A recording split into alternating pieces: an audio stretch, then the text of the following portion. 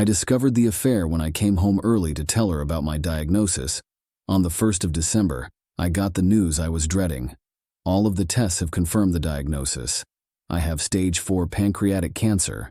So basically, this will be my last holiday season. I am okay with what is going to come. I am at peace with that. I have had a life well lived. All of my loved ones will be taken care of. I am naturally a private person, so my wife is unaware of my tests. I did not want to worry her until I had answers, so I head home early to have the talk. This is not something I want to do over the phone or text. Well, as you can guess, since I am here, my life changed more than once that afternoon. When I arrived at the house, I noticed the car of one of my business partners in the drive. There was no mistaking it, flashy, expensive, with a personalized license tag. To say this is out of the ordinary is an understatement. I pull up our home camera system on my phone and notice it is in privacy mode, not recording. So I let it be and drove off to my farm property. Now our camera system is for safety, and I never look at it unless there is a concern. With that said, I also love to watch for wildlife on the outside cameras. I also find it oddly satisfying to watch storms come through. So for my own enjoyment, years ago I configured a second video recorder to archive the cameras to local storage. That storage is not accessible via my phone.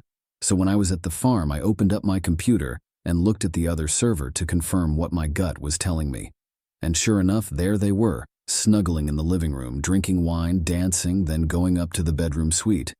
Apparently, they left the doors open because the microphone recorded their activities after they left the camera view. With my limited time left, I wanted answers. But I didn't want the drama of a confrontation and divorce. Call me what you will. But all of my devotion and love for her left me that afternoon.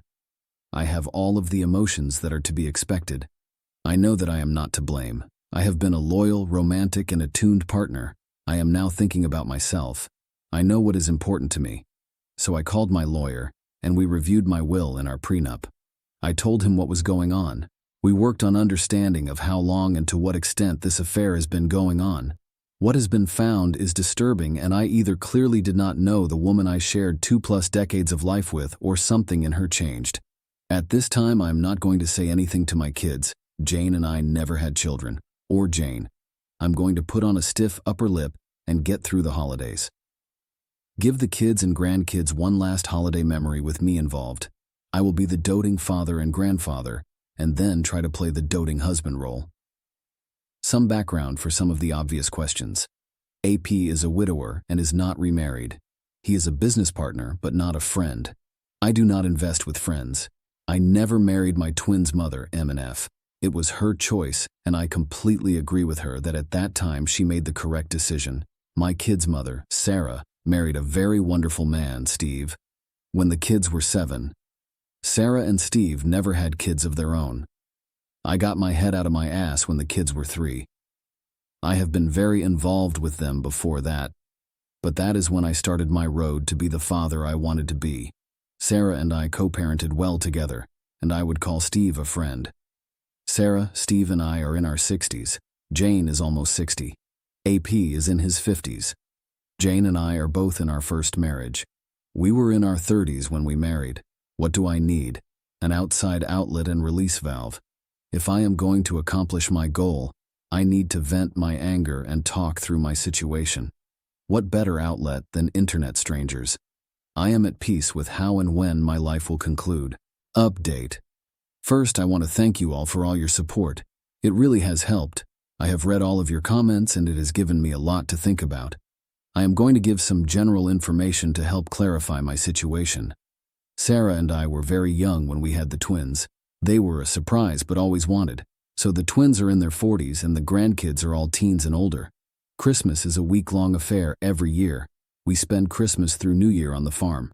We go cut down a tree after everyone arrives. We decorate, cook, play, and celebrate as a family. Sarah and Steve have been a part of this tradition since I bought the farm. I remain steadfast in not telling anyone until after the New Year.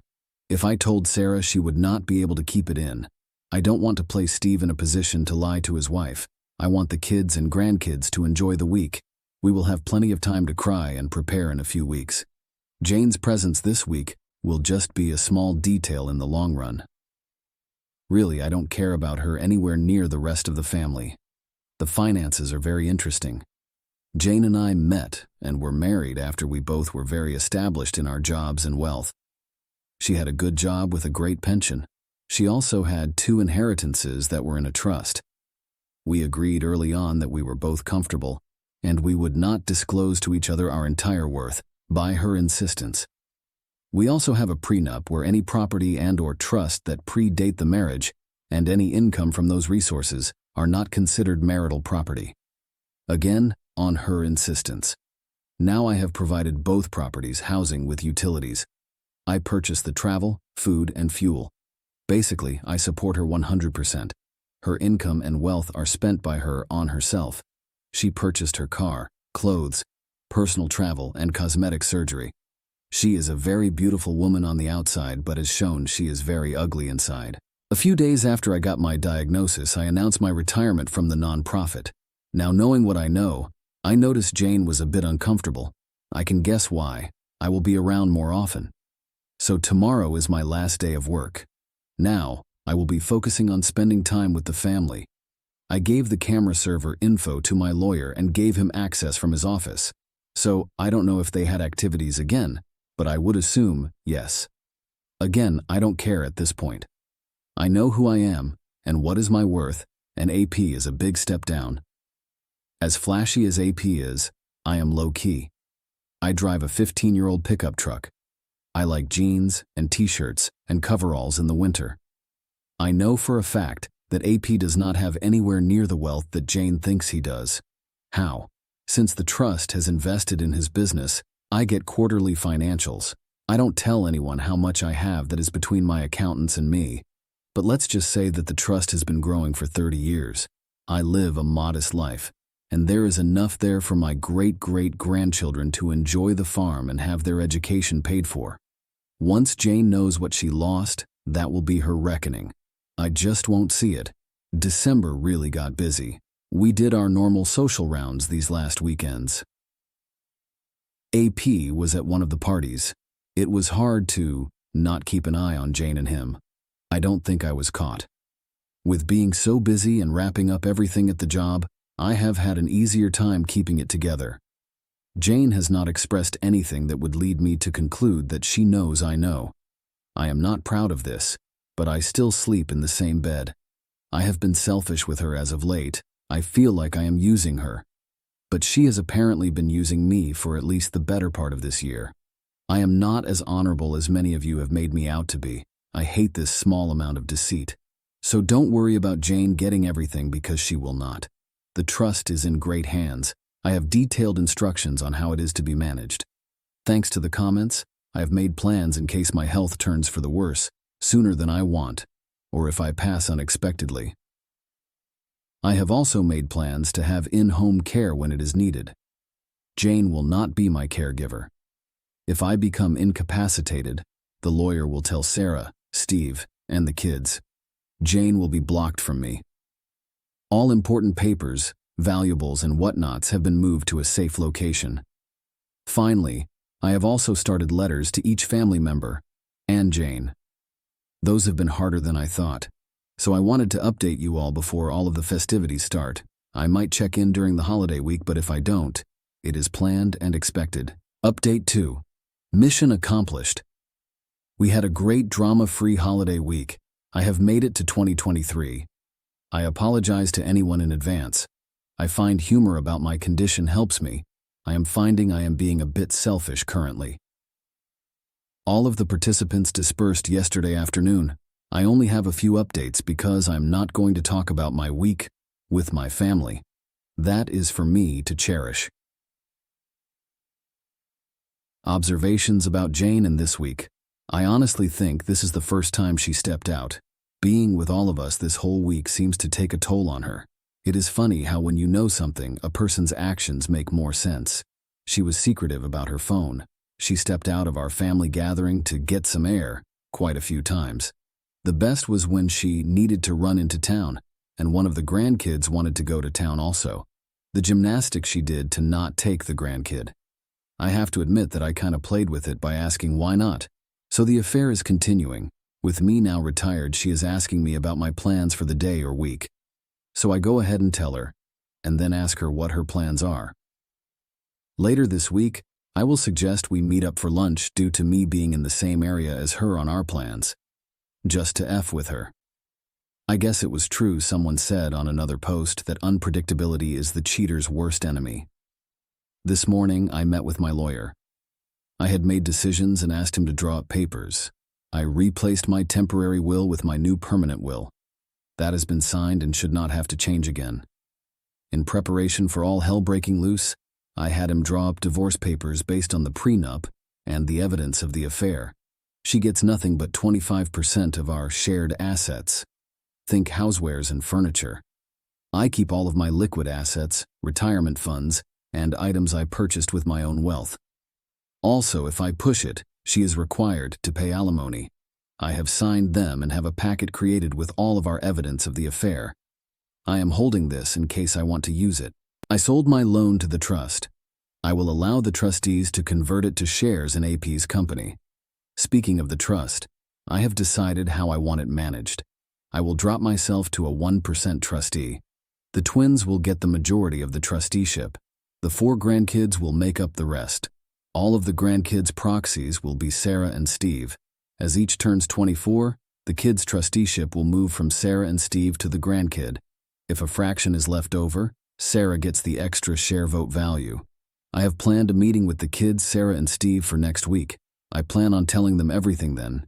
They have to sign documents and they will want to know why I am doing this. So when this is done, my personal value will be my liquid assets, personal property, and the money from the AP's loan. So in the worst case scenario, Jane will get very little compared to the assets and value in the trust. In the next couple of weeks, I will disperse the few personal items I want to go to the kids and grandkids. Those are already at a safe location where my lawyer has access. Some of you commented on my health. Well, if I was not clear, I am not fighting this. I am letting nature take its course, so I have no ill side effects from any treatments. I did notice this week I was more easily tired out. The family noticed also. I played it off as the old man getting older. I still have the cough. The cough is what started it all. It was my tumors in the lung that led to all of the diagnoses. I just played that as a lingering COVID cough. I expect to go downhill pretty fast once other issues pop up. But by that time, everyone will know. And thank you for all of your well wishes on that aspect. I am planning to spend time with the family. A large trip with all of their different obligations would be tough. That reason is why this week was so important to me. It was the last time I could be with all of them for an extended amount of time. I am thinking of a small trip for myself. We will see. I do plan on spending a day one-on-one with each child and grandchild. That is my next goal. The letters are not done. Those are very difficult. I will let you all know how the meeting next week goes. Best to you all. Update 3. I tried to post this yesterday, but it was blocked for moderator review. I'm trying one more time. Another commenter suggested I move it to another subreddit. We will see. I had my lawyer, a notary, and the twins, Sarah and Steve, to my farm today. The tasks I needed were done. This process has gone about as well as it could have gone. It is understandable that the family is hurt and angry. When everyone arrived and they saw my lawyer and the notary, the tension in the room was high. I asked them to just sit and listen to me, and after I finish, they are to sign the papers. After signing the documents, I will answer all questions. They all know about the trust. I explained to them it was time for me to release control of the trust to them. I explained how important the trust was in my life, why I started it, how it was outside of my marriage to Jane by mutual decision. I also left instructions on how I wanted them to direct and use the trust. We explained that the trust would be split between the twins and the grandchildren, with Sarah and Steve, equal proxy votes for the grandkids until each of them reached the age of 25. Their trust in me was evident because they signed the documents and got them notarized. After that was done, copies were collated, and I dismissed my lawyer and the notary. I saw them out and thanked them for coming out on a Sunday. They both were gracious as always. When I returned to the dining room acting as a conference room, they all were quiet. My daughter broke the silence with the first question. Well, it was definitely a multi-part question, or a stream of consciousness. As soon as she stopped, I started with my health. I explained the fact of my diagnosis. I listened to them making plans on how are we going to fight this. And this is where I stopped them. I explained the odds. I told them I already had a second opinion. Then I told them what you all already know. I am not going to seek treatment. I am going to let nature take its course. We spent the next hour to an hour and a half arguing. My daughter left the room a few times. Sarah had to go get her. While they were gone, Steve, my son, and I had a heart-to-heart. They understand where I am coming from. They might not agree, but they understand. The consensus is that Sarah and my daughter will come around. After all, this calmed down, and I knew the next question was coming. When did I find out? And I told them. And now there was another round of anger and sadness. I explained that I wanted one more holiday week where I was not a dead man walking, that I was selfish. I wanted this diagnosis to be after the holidays. I don't want it to taint their holidays for the rest of their lives. My daughter, sensing there was still more, went all Kojak. She was not going to leave the room until all were out. She asked how in the hell did Jane not tell her. That is when I dropped the last bomb. I told them exactly the same account of events that I did in my first post. That is the first time I truly saw the fire of anger in my daughter's eyes. I then told them she to this day does not know I know. I basically answered the same questions, plots, and etc. that you all suggested. So I guess you all prepped me well. In the end, I told them I valued them way more than Jane. For me, I just want to spend the rest of my days in peace not worrying about Jane. I had to explain my actions during the holiday week. They also pieced together her steps outside for air and the trip into town where she did not want to bring the grandkid. They were worried I did this all alone. I told them I had some social media friends who helped me through the roughest of this time. I refused to tell them where and how. They can learn later, but I still want this space for myself. The emotions were really raw, and we had been talking off and on as a group for a few hours. But I told them I needed to go back and talk about the trust. They understand that the trust will be very helpful in not allowing Jane to obtain my hard-earned wealth. That it protects them, and that is why she is not part of this meeting. With that said, I then needed to share the financials of the trust. I am pretty sure that they all saw the trust as a tax dodge or just a way to protect assets in a marriage where the kids are from another woman. They were not prepared for me to share the finances. As I started to go through the assets and the balance sheets, the room just fell silent. Then there was one question. Why did you work so hard those years when you had this much? I explained my philosophy of personal finance, something they have heard many times before and take to heart. But I told them that I lived off the trust all of these years. I put them through college with that trust. I made time in my life for them with that trust. And I was able to work for a nonprofit for basically free because of that trust. And if there is any example I want to outlive in them and their children, is to use this trust to do better for others. And not to just write a check for a charity here and there, but to work for something they believe in. In my years with this nonprofit, I have done so much more in training others and building relationships than just writing a check cannot do. I am not happy that today, everyone's lives at that table changed in so many ways, good and bad, because of me. It was not the way I wanted it to happen, but it is done. They know all of it. I have begged and pleaded that they let me deal with Jane, not to talk about the trust with anyone. We will run as status quo for now. When I get sicker, then things will change. They all have agreed. We spent the next few hours making a meal, talking, crying, laughing, and breaking into smaller groups. They all have left about an hour ago, but I expect the twins to come back. I know they will let their spouses in on what is going on. That is just the way they are. And I love my two in-laws' children very much. I knew that last night was my last quiet night. I feel a weight lifted, but replaced with another weight of worry. Thank you all for reading. Your thoughts and prayers are so valuable to me. Again, tell your loved ones how you feel and give them a hug. Update 4. Just a quick update. I was surprised by a visit from one of Jane's girlfriends. She is about the same age as Jane. Her name is Carol, and was with my Jane last week on the girls' night. In fact, the girls' night was at Carol's house. If you read my comments, you would know that last week, Jane came home very intoxicated. She used a rideshare. Carol is an old friend of my Jane. I guess being married for over 2 decades, Jane has forgotten I introduced her to Carol. Carol's parents were friends of my parents. Well, I guess my unpredictability has contributed to Jane being unstable, and last week's girls' night Jane reached a breaking point. She got so intoxicated she confided in Carol about her affair. Apparently, she just kept talking, even after Carol told her to stop. Carol got so angry at her. As Carol kept condemning Jane, Jane just kept trying to defend her actions while continuing to lay out an endless stream of details. The next day, Carol reached out to Jane. Jane apparently did not remember anything from the night before. Carol summarized Jane's confession.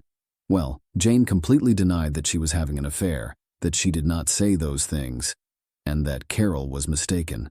Carol told Jane she is full of crap and has a week to come clean or she will tell me herself. And since Jane continues to deny that she said anything, I got my visit with Carol. So, over coffee, I got the abbreviated accounting of Jane's confession. Carol was expecting me to be devastated. I surprised her when I told her I already knew. I asked her who else was around when Jane made this confession. Carol was the only one else in the house. I asked Carol who else she had told. That offended her. She told me that she would not spread something like that before telling me. I apologized. I explained to her that I had my own timeline for wanting to deal with Jane, and adding others would complicate my plans, and I had to ask. Carol was understanding. I asked her, as a favor to me, not to mention it to anyone, and allow Jane to think she believed her. Carol agreed with my first request, but said the second part didn't feel right. I asked her to try. I told her I would be okay. Carol said that anything else I need, all I have to do is ask. I know that I will have to make another apology when Carol finds out about my health, but I will deal with that another day. So I am going to confront Jane tomorrow. We have a regular date night, and I plan on calmly telling her what I know, my condition, and how I am going to spend the rest of my life without her. I hope the public setting will keep the drama to a minimum. Going as planned or a total disaster, I will update sometime this weekend. My plan is, after the confrontation, to give her what I know, asking her to not contact me or my family. We will see how it goes. Update 5. Mike Tyson said, "Everyone has a plan until they get punched in the mouth." Yes, every plan does not go exactly as you envision. Mine is not exempt from this reality. I will take a moment to set the table of my plan for you. Jane and I have a weekly date night, and we generally use the same restaurant. So much so we have a regular table. It is in the back, still public, but away from the high energy near the bar. I decided that this would be the place I confront her. I planned to do it after the end of dessert. I got my lawyer and his wife's reservations at the same time. I gave our server the payment for both of our party's meals before we began. She has been our server for years. I had Carol on call to help Jane after I left. My plan was to end the meal with a conversation about our relationship. I wanted to record it. Then I would confront her, tell her about how I know my diagnosis and the plan for what I want, and give her a letter asking her to not contact me or my family or come to the farm. I would have the letter witnessed. I would also leave her a briefcase full of evidence along with the divorce papers, then get up and walk away. I expected her not to make a scene to protect her social status. I did record the conversation. She gushed about how great our relationship has been over the years. She talked about how great we are as a team. I asked her if I treated her right, if I had ever abused her, etc. She said of course not. Then I asked her why did she cheat on me. She stated that she did not know what Carol told me, but that she was wrong. I told her I had already known before Carol told me. At that point, everything I think Jane had prepared to counter this conversation left, and so did the color on her face. All she could do was ask what. I then told her to let me get through this without interruption, and she shook her head in agreement. She went from a confident and prideful woman to a woman with the deer in the headlights look. All she could do was nod. I then explained how I came home after my meeting with my doctor. I was rushing home to have the most difficult conversation with the one person I wanted to talk to. I explained that when I drove up, I saw his car. I then checked the cameras and saw they were in privacy mode. I decided then to go to the farm. I told her that I still had footage, and she almost interrupted to ask how, but I just put up my hand to remind her to let me finish. I told her about my diagnosis and plans not to fight the disease. I saw the heartbreak in her eyes, and I got angry. How can she feel sorrow for me? But I moved forward. I then signaled the waitress, and she went over and got my lawyer. They both came to our table. My lawyer handed me a briefcase and a folder with a letter. I told her that I didn't want her to contact me or my family or come to the farm after I left tonight. I signed the letter and asked the server to witness it. The server and lawyer then watched me give the letter to Jane. I then dismissed them. I then concluded by giving the briefcase to Jane. I told her I knew much more than she expected. I was totally destroyed. There are divorce papers in there already signed by me, and she can sign them and start the divorce proceedings. I told her I didn't expect to survive a contested divorce, that as long as I am alive, she can stay at the home in town. I will be at the farm. I will not see her after tonight. I don't want to hear any excuses. I have called Carol to help her home. In true fashion, Jane kept her composure in public. She just uttered a quick "but." I just reminded her I was leaving, and I was done. I went to the server and gave her a generous tip, found the owner, and apologized for not giving him a heads up. As I am leaving, I see my son at the door with Carol. Carol passes me with a quick smile, then a concern in her eyes for Jane. My son grabs my truck, and his wife drives me to the farm. My son and his wife stayed with me Friday night. I finally got them to go home at midnight. I went to sleep with a great sense of relief, but with a renewed feeling of loss. But I was able to accomplish the task I needed to do. The family came to the farm on Saturday to make sure I was okay. I felt a bit coddled, but it was a good day until Carol came by in the afternoon. She said that Jane fell apart Friday night, but I guess contacted her AP on Saturday. After the conversation, Jane realized she was just being used by the AP and was really in a bad state. Carol made sure to tell me that Jane did not ask her to reach out to me, but she feels that if I could talk with Jane for a bit, then it could give Jane the strength to keep her out of my life. Carol knows how to frame her requests. I reluctantly agreed to a 2-hour discussion at the farm with Jane. I would have someone there for me and Jane could choose someone to be there for her. We will have a civil conversation. I will not accept being blamed, minimization, or blame shifting. The purpose of the meeting will be for her to get answers for how to move forward. That meeting happened this morning. Jane picked Carol, I don't know why, maybe damage control, and I chose my daughter. I wanted it to be as comfortable for Jane, just so we don't have to repeat this again. I entered the meeting with a steadfast direction and goal of having Jane out of my life. The meeting was as expected. Jane cried, apologized, and tried to minimize the affair.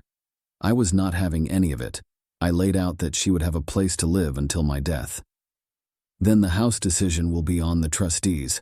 I explained that she would not see anything from my estate or from the trust, but she has her 6-figure pension and her trust, so she will be just fine. I had to rant about something. She said, "Why won't you fight for me or us?" I almost broke loose my temper at her, but I just responded with, "I just don't care about you or us anymore."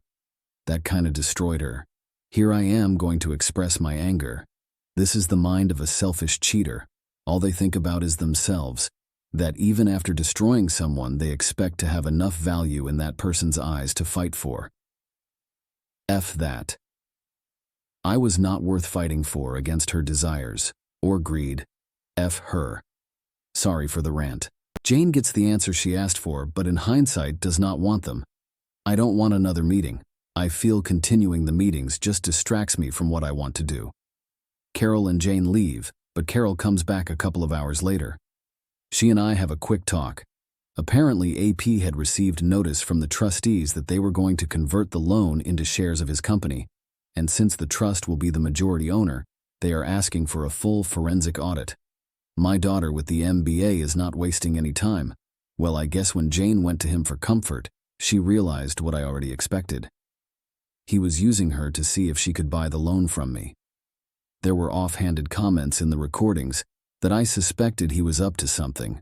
Well, with the paperwork filed, AP knowing I sold the loan to the trust, and Jane no longer in my life, her usefulness to him is gone, and he let her know. Apparently, Jane also confided in Carol that her trust is exhausted. She will only have the income from her pension. She saw life with AP to be more glamorous than with me. She truly thinks his net worth is more than mine. He drives nice cars, eats in fancy restaurants, flies us first class. Why my husband played on his farm, drove an old truck, and we flew in economy class. That she was planning on divorcing me when he expressed his undying love and desire to marry her. It disgusts me that she is this greedy and shallow. I won't see it, but I expect my family will tell her how much I was worth after my death. I am so glad that her true colors were shown now, so I could deal with her and spare my family from her. Then Carol did something that was totally unexpected and threw me off guard. She told me that since I am no longer encumbered if I need companionship to give her a call. I challenged her and asked why with my diagnosis, why would you or any woman want to spend time with me? There is nothing long-term. She responded that just because Jane is an ignorant slut and did not know what she had, does not mean any divorcee or widow would not line up to spend what time I have left with me. That I am a hell of a man and any time with me would be cherished, and I would have quite a few lady callers lining up and she might as well be first in line.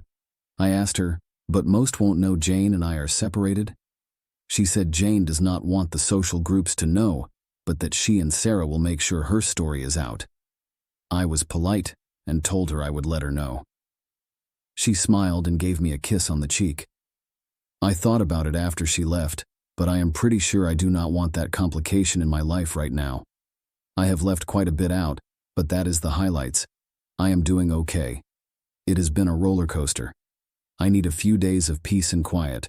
The social groups will know soon. Bought the breakup of my marriage and my diagnosis. I will now have an endless stream of people wishing me well. I knew I could not delay it forever, but I didn't want to be treated differently. However, life is what it is. Time to start dinner and relax this evening. Again, thank you all for all of your support. I will try to go back and respond to all of your messages. They mean so much to me. Final update. First, I am doing okay. I'm still above ground and above room temperature. Every day on my feet is a blessing. My coughing is a bit worse. I am experiencing some discomfort. I notice I am getting winded a bit easier. Overall, though, a great week. Let's start with Jane. She has gone to underground. Her status in the community has crashed hard and swiftly. Once it was out, she was politely asked to resign from any of her leadership roles. Most of her circle has judged her harshly and has come right out and asked her if she chased their husbands. She has tried to reach out a few times. I have not responded. A couple were through proxies. I just asked the person to tell her, I have said what I needed to say and I know all I need to know. I really don't care if she needs closure. Why do I need to worry about her selfish need for that? She knows how I feel because I told her. Some of the details of the affair. They have been going on for at least 6 months. They took 3 trips together, one of which they played the newlyweds. Another was a couple celebrating a 20-year wedding anniversary, and the last that they met on vacation staying at the same hotel. I guess role-playing was a bit of their dynamic. She used my house because she was comfortable there, but also the house is set back from the road and passers-by cannot see the cars in the drive. She also bought herself a second car and stored it in town in a parking garage. She apparently swapped cars when she went to AP's house so no one would recognize her car. She was very concerned about how this would be viewed by anyone in her social circle. Maybe so I would not catch her. Her actions alone show how much effort she went to for the affair with the AP. All of these efforts alone solidify in my mind how I am feeling and how I dealt with the affair. I have no regrets about what I have done. The drunken confession to Carol was only partly due to my unpredictability. Apparently, as soon as the notice of my sale of AP's loan to the trust was received, he started to distance himself from Jane. I guess from the pressure of almost getting caught and AP starting to not be as interested in her, she got drunk and let it all out to Carol. You know what happens after that. It is pretty clear to me that AP had alternative motives for his participation in the affair. This does not excuse Jane in one small bit. It just makes Jane more pathetic. It appears that AP wanted Jane's help on his loan with me, and Jane wanted the flasher life with AP's money. It is interesting how ugly people attract each other. If all of us decent people just allow the despicable to pair up together, we can find better partners.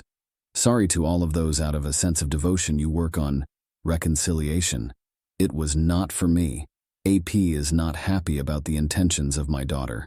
It appears he will be trying to stop it in court. All he has to lose is more money. I have heard rumors that he has tried to raise money from other investors to pay off this loan. Unfortunately for him, the news of his actions has already started to circle around my business acquaintances.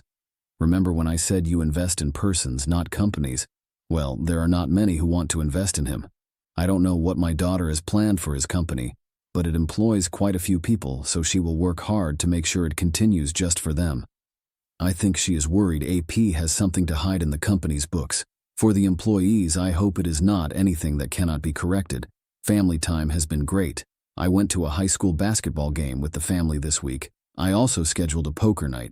That was great. I had some old friends, my son and my grandson, at the game. The grandson got to see how old school men sat around telling tales and just enjoyed a night together. I hope to get a few more of these in. We have eaten as a family 3 times this week. Carol did come over one night and brought dinner. We ate and talked, but I kept her at arm's length. I'm still not comfortable letting her in. Chores on the farm comfort me. I walk the fences, drive at times, check on the animals, check on the employees, and help with equipment maintenance.